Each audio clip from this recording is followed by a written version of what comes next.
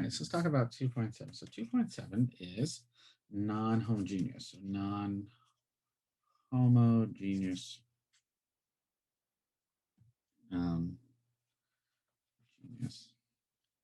ODEs. And so here we're going to have y double prime plus px y prime. Is he taking attendance? Not yet. I'm not going to take attendance today.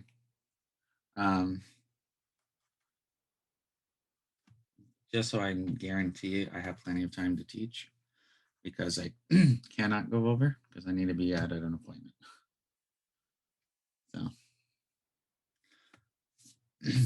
So, oops.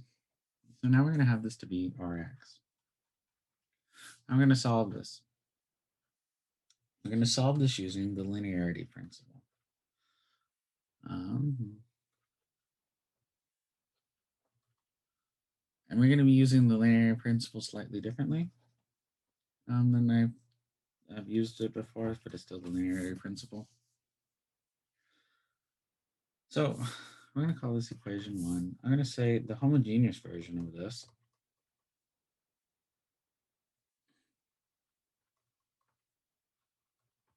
the homogeneous version of this. I'm going to say YH solves 2. All right, so we're going to find YH solves 2. Then we're going to find one solution. We're going to find one solution to 1. We're going to call this Y particular. So YH solves 2, this is the general solution. All right, but this is the homogeneous. So that's why it's YH. It's the homogeneous general solution.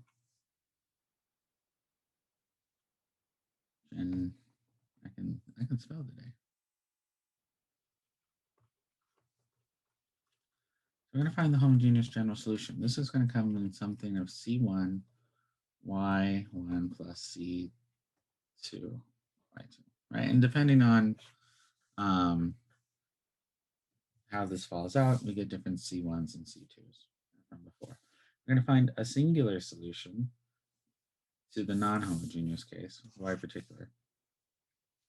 And then we're going to make the new general. We're going to say y is equal to the homogeneous solution. Oops, y homogeneous plus y particular. And this will be the non-homogeneous general solution. So that's basically what we're doing. Non-homogeneous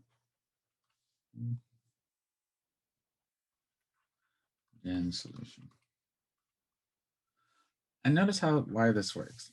So let's look at this. So if this, what happens if I plug this into,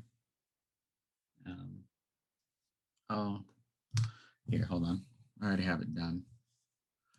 Let me explain why this works real quick. So let me just hold this up. So notice if I plug this into 1, right? So I'm going to say this is my new general solution, the homogeneous plus the particular. And so I'm going to plug this into 1. Well, the homogeneous part, right? If I, because I get H double prime, YP double prime plus P, and then I separate it out, my homogeneous solution still is 0, right? And whatever my particular solution was equal to Rx before is equal to Rx now, so Rx equals Rx, which works out. The nice thing about this is that I can use the homogeneous part to generalize it, right? I can have it be linearly independent and handle any initial conditions and do whatever it needs to do. The particular solution only has to solve it once, right? And it only has to fix the error. So kind of like what we're doing for the one problem I just showed you for the Orlakashi, with the C there, you're just going to tack on the particular solution, basically y equals C over 6. That solves the non-homogeneous case, right? And this actually, there's a theorem here. So we spent all this chapter to find YH. So basically it says this is, if they're all continuous and open interval, this is the general solution. Basically it proves that this is unique. It's up to a constant. It is the general solution. If existence and uniqueness exist before, exists now. There's a lot of all this. So we know how to find the homogeneous solution. So basically any linear solution, you should know how to find that using, and so how are we going to find the other solution? We're going to guess. And that's basically what we're going to do. We're going to guess. And so let's do an example where I show you where we guess, and then I'll give you a table and explain what that table means. All right, so let's do that. You guys do know you're the only class that only has like a few students that show the camera, right? For the three of you, I appreciate seeing some other face besides my own. You ever seen the old Bugs Bunny cartoon with Witch Hazel where she goes, mirror, mirror on the wall, who's the highest up among them all? You ever seen that one? You guys need to watch more Looney Tunes. You just straight up need to go watch more Looney Tunes. I know, I have too much schoolwork. All right, so let's look at this. Let's pretend I wanted to solve this. Let's do step one. So step one is to solve for YH. I want to find the homogeneous part. So the homogeneous part, if I was to solve that, is I'm going to solve this. To solve that, we know how to do that. We just write this as, write the characteristic equation. You get lambda equals plus or minus 3i. Oh, we got a couple more people showing their face. Yay. Anyways, plus or minus 3i. And so we have y homogeneous is equal to c1 cosine of 3x plus c2 sine of 3x. So step one is to solve this. So step two is to find one solution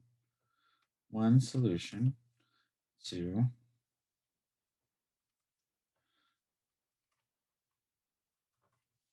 all right, so here, if I want to find a singular solution to this, I'm going to guess y particular equals something, right? Equals something. What would I guess it equals?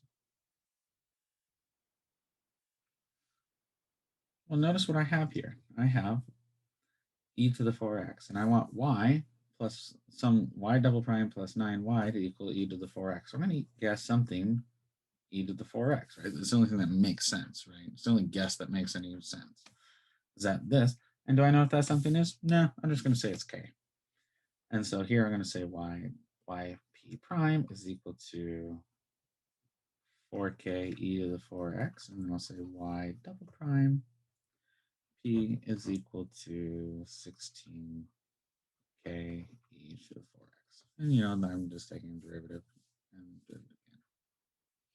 All right, so I just plug that in. So here I have a double prime, so I'll have 16k e to the 4x plus 9k e to the 4x equals e to the 4x. So here I get, but notice here, I can safely cross off e to the 4x. And so I get 16k plus 9k equals 1. That implies k equals 1/25. So I get my singular solution. So so here we're going to solve for YH. This is a single step now, even though it was multiple steps before, but now I'm just going to leave it as a single step. We're going to find one solution. Our one solution is 1/25 e to the 4x. Step two, or step three is just to put it together. So we're going to say y is equal to y homogeneous plus y particular. And in this case, we're going to have y1 equal, or no, y is equal to c1 cosine of 3x plus c2 sine of 3x plus 1/25 e to the 4x. Step four, which will happen later, we won't do now, but step four would be to use the initial conditions to solve the initial value problem. So if I had some initial values, I could solve for them. Okay. All right. So what do we guess? So what are our guesses? What should our guesses be? And let's build this table up. I'm not going to just show you the table. I actually want to actively build it with you. So let's let our x be on this side, and we're going to let our y guesses be on this side. All right. All right. So if I have some constant e to the mx, my guess should be some different constant k equal e to the mx, right? So if I'm e to something x, if that's what my rx is, I'm going to guess something e to that something x. So if this was 4, this would be 4x, like we saw before. If this is -2, e to the negative. If this is 7, like 7 e to the -2 x, I'm going to guess some k e to the -2x. Does that make sense? When I'm my notation here, and then I'm going to solve for k, and that will give me my answer. So that one we just did. So let's talk about the next thing we might see. We might see some c x to the m power. Well, in that case, I might think to myself, maybe I need to guess some k x to the m power, right? That makes sense. I need to get this back somehow. But if I guess k to the x to the m power, when I take its derivative, I'm going to get x to the m minus 1 power. And so I kind of need to add that in, right? So I need to kind of add that in. But when I take this derivative, I'll get x. So this one actually is going to go, you actually have to guess, no matter whatever high power this is, whatever power this is, you're actually going to guess, you have to guess a whole polynomial of that power, all the way to this. So you're going to have to guess kind of a long change of things and solve for km, k1, k2, and k0. Now, how do you solve for this? Well, on this side, you might have x cubed plus 7x plus 2, right? And in that case, we're going to guess k3 x cubed plus k2x squared plus k1x plus k0. So that would be the guess in this case. So if I had this on the other side, I'd have to guess all this. And then what do I solve for? I would solve for everywhere I see an x cubed. So you're going to have like k3 is the only one that's going to have an x cube on it, right?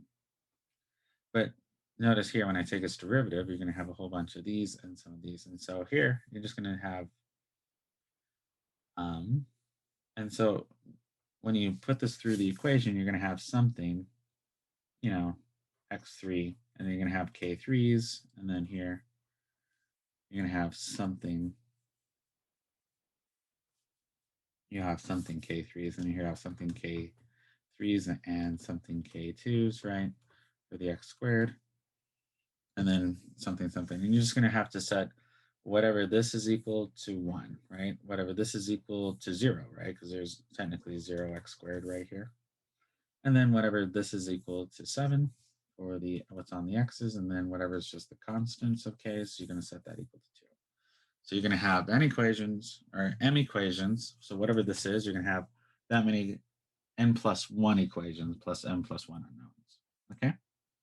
So if this is 3, I'm going to have 4 equations here equal to 4 unknowns, okay?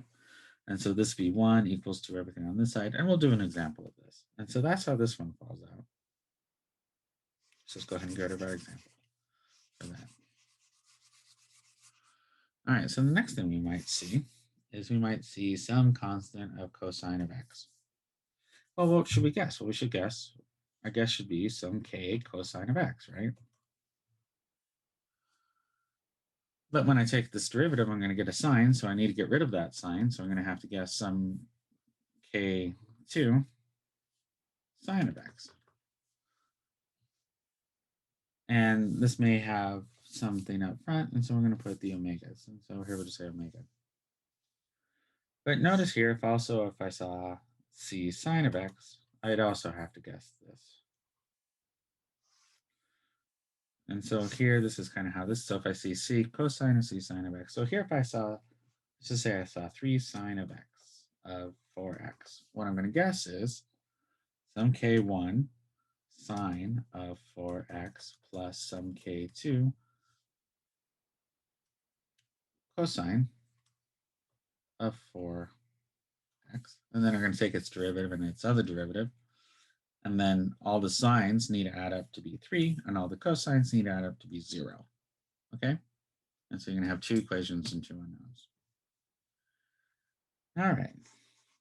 And then we'll have something else kind of like this. And so we might have e to the alpha cosine omega x and c to the e to the alpha sine omega x.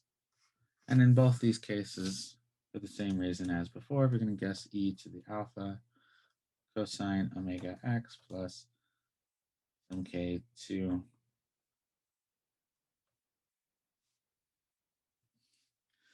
e to the alpha sine omega x. Okay. And so the reason this is you say, I'm saying you're guessing, you're not really guessing.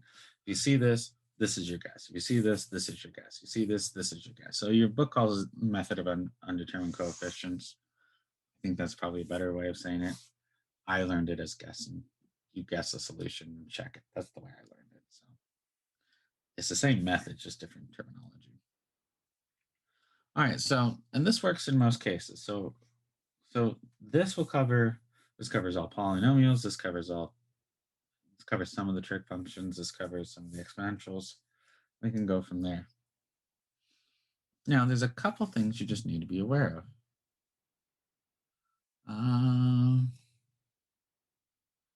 Uh-oh, what'd I miss? I haven't seen spaceships.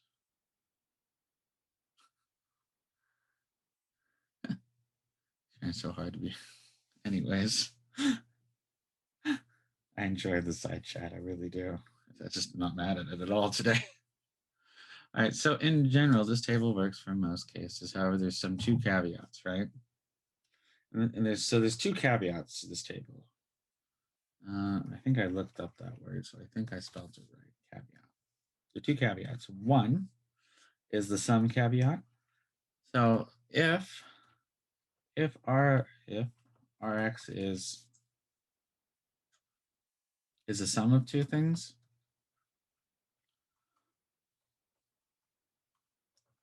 so let's pretend I have e to the minus 3x plus x squared is my Rx, right? I'm not writing everything out because I assume you have my notes. If this is the sum of 2 things, right, you're going to have to guess both. And so in this case, I'll have to guess my y particular solution is going to be some k. I'm going to say, let me not use that notation. I'm going to write ke, that's fine, to the minus 3x, and then I'm going to have to guess plus k 2x2 plus k1, oops, k1 plus some k naught. So if it's a sum of the 2 things above, so let's say I have this one and this one summed, like in this case, you're going to have to guess the sum of 2 things. Now, notice here that if in the polynomial case, if once I have this somewhere, I don't need to rewrite this. Let's see if I can express that correctly. Say if I have x squared plus 1 and then x cubed, right? I only need to guess the k3 x3 plus k2 x2 or x squared plus k1 x plus k naught. I don't need to guess a second polynomial, right? I don't have to have like a second polynomial because I can put them together and then whatever those 2 constants are, they just become the new constant. So it's not necessary. So if there are different things on this list, we'll have to guess both of the different things here. But if it's a polynomial plus a polynomial, it still works just to guess the whole thing.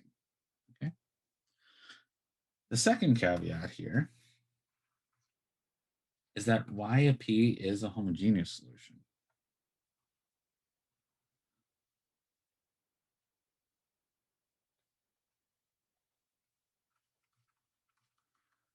So let's pretend And if it's a homogeneous solution, you just multiply. You multiply by an x. You just multiply it by an x. So whatever you guessed before, multiply it by an x. And again, and again, and again if needed.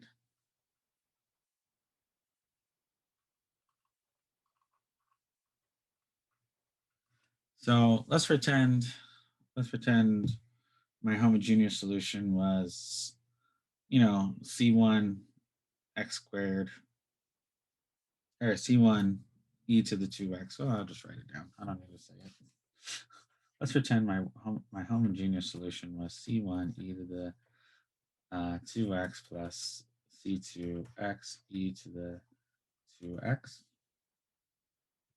All right, let's pretend this is my homogeneous solution. And you've seen solutions that are like this. But let's pretend my Rx here is equal to 2x. If I guess Yp is equal to k e to the 2x, what will happen? I'll get a 0, right? Because that's a solution to the homogeneous equation, right? So I multiply it by an x. But what do I get now? It's still 0, right? Because that's the solution to the homogeneous equation, right? And so basically, if any of your guesses up here are the same form of the homogeneous solution, you just multiply by an x until it's not. But you only multiply it until it's barely not, though. If you multiply extra x's, you're going to ruin it.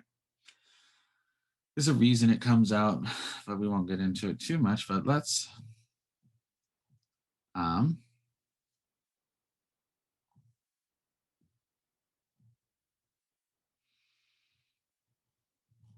let me see, what do I have? What are my practice problems? Because I don't want to do, because I do a whole bunch of practice problems with you guys, but I don't necessarily need to do all of them with you guys.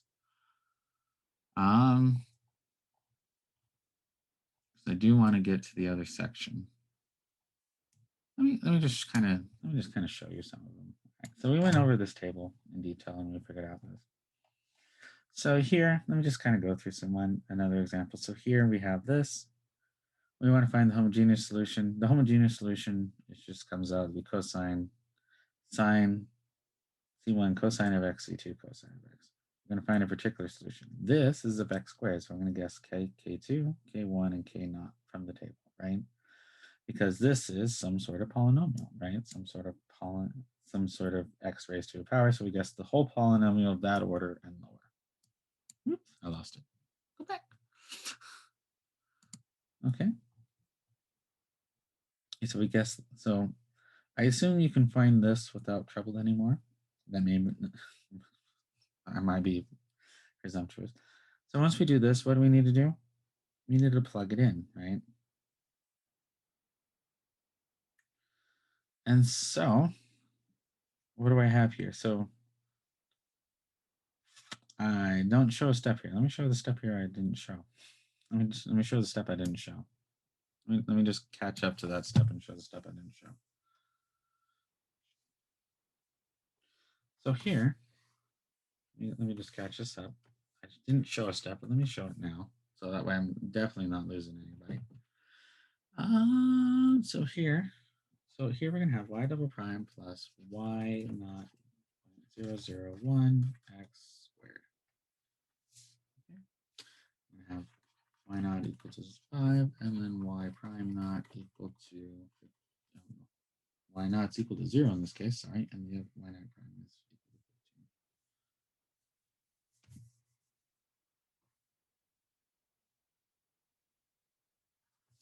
15. Okay. So here, we find the homogeneous solution. The homogeneous solution is C1 cosine of x plus C2 sine of x. And you can just look at the notes to see how that came down. We want to guess a particular solution. Our particular guess, since this is that, it would be some k1 or k2 x cubed plus squared, sorry, plus k1 x plus k naught.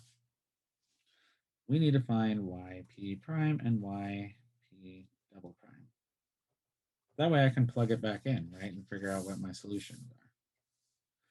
So yp will be 2k2 x plus k1, right? If I take this derivative, that's what I get. Yb double prime would just be 2k2. Everyone see how this came down? Everyone okay with that? I need to find its derivative and its derivative. So this is my guess. Now I'm just going to plug in my guess. I'm going to plug in everywhere I see y. I'm going to put in the appropriate yp, right? So here I get 2k2 plus k2x squared plus k1. So this is my y double prime, right? And this is my y. So k1x plus k naught. And this is equal to 0.001 x squared. I'm going to recollect terms real quick. So I'm going to have x squared. I'm going to have a k2 plus x is times a k1 plus k naught plus 2k2. And that's going to equal 0.001. Now, this is kind of an odd way of writing it, but I'm doing this on purpose. And I'm actually going to write plus 0x plus 0. And this is being pedantic, but there's a reason for it. So this has to equal this. So that means k2 equals 0.001, right? k1 has to equal 0. And then k naught plus 2k2 better equal 0 as well. And that implies that k naught is equal to minus 0.002. Because the x squared is better match, the x is better match, and the constant term better match. So here's the x squared term. So this is the x squared term, right? This is the x term, and this is the 0 term, or the constant term. And so this is where you get your system equation, system unknown. Then I can actually solve out what is my YP. YP in particular in this case is 0.01 x squared minus 2.002. Then our step 3, once we have our particular, so our step 3 is just put it together. So the homogeneous we have up here, so it would be C1 cosine of x plus C2 sine of x plus my particular, which is in this case, so it would be 0.01. There's an extra 0 in there. Sorry about that. 1x squared minus 0.002. And here's our general solution. But can we do one better than that? Sure we can, right? We solve for initial values. And since we've done that 10,002 times, I'll just show you. It's in here in the notes. Okay. All right. And so that's how you just kind of put these together. I'm going to just briefly show you these other two, and then I'm going to get to the next section. So here's another example. And in this example, we find our homogeneous solution. So we get this, right? We want to find a particular solution. And so in this case, I have sines, I have cosines, and I have some x's. So what do I need to guess? Well, in this case, I need to guess, whoops, what you do? Oh, it skipped page, that's what it did, right? So in this case, I need to guess K1s, I need to guess cosine and sine for the first one, and this one I need to guess x, some K3x and some K4, right? Because I needed this polynomial. I put it all together. So this is for my first particular solution. This is for the second. So the sum of those two would give me this. And then I have to find its derivative and its derivative. I plug this into the original one, right? Way back up here. And I set that equal to that. And now you just, oops. And now you just match terms, right? And so this, so for, hold on, for my cosine term, I have a minus K1, right? I have a positive 2K2 and a 0.5 cosine 1, and that equals 2. For my sine term, which is negative 0.25, unhighlight it. I get a minus K2, a minus 2K1, and a plus 0.575 K2. For my constant term, or for my x term, I have this is equal to 0.9. And so my only x term exists right here. So 0.75 times K3, 0.9. And then on my constant term, here's a constant term, so it'll be 2 times that. That's 0.5 times this one equals 0. And so you just match them up and then you solve. Okay? And so you get a particular solution. So this is the particular solution. You just add them up and then you solve the initial value problem. All right, so the last one I want to show you before we go to the next set is what happens here. So here, if I have y double prime equals to minus 10 e to the minus 1.5x, right? So what do I get here? So my homogeneous solution is e to the 1.5x plus x e to the 1.5x. And so I want to guess a particular solution, right? So this is my guess of a particular solution, but that's a homogeneous solution. So I need to multiply it by x. Well, that's still a homogeneous solution, right? So I need to multiply by x once more. And so I get kx squared e to the, and now I can move forward. I find the two derivatives, I plug it in, and I solve. And we'll get k is equal to minus 5. And I get my particular solution and put it together. And so here, in this case, it's c1 to e to the minus 0.5 times c2x e to the minus 0.5x, then minus 5x squared e to that. And so that's just what you need to do when you see it again. You just solve for it, and that's the end of the notes. Okay. So basically, we're just tacking on how to find the particular solution. So you just find a particular solution. You always guess using this chart right here. It's called method run determine coefficients. So you set up your particular solution, determine what the coefficients are, just slap that on the homogeneous solution, and you're done. Okay. So nothing's horribly, I mean, all the RX stuff is new, but everything before that should be the same. This, you'll do one, this will be kind of the focus for the exam, is solve, because you can solve the non-homogeneous, you could have solved the homogeneous. Does that make sense? So the chance of me giving you a boring homogeneous is not as high as me giving you a non-homogeneous, because I can test more and the same, and I can test more with lower number of problems. Maybe I have less to grade. And it's also less work for you guys.